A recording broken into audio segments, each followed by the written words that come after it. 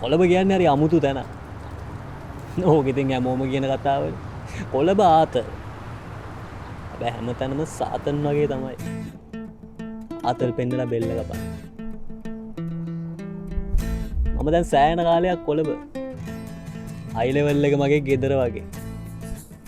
මට තියෙනවා දඩු මෝරයක්. නෑ උඩින් යන්න නෙමෙයි රෝද 3න් බිමින් යන්න. සාධාරණ ගානට හයර් එකක් දුවලා පාඩුවේ ජීවත් වෙනවා. හැබැයි බොසා ගේම දෙන්න આવුත් ටොක්කට ටොක්ක. අපි හැමෝම ගේමක් ගහන්න දඟලන පොරවල් බා.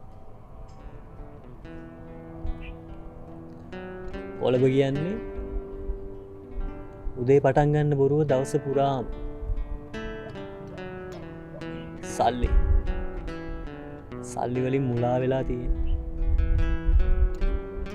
මේ තියෙන භයානකම දේ තමයි අපිට අපිවම නැති වෙන එක. ඒත් පවතින සමාජය වෙනස් කරන්න ඕන නම් අපි මේ සමාජ ජීවත් වෙන්නම වෙනවා බොසා.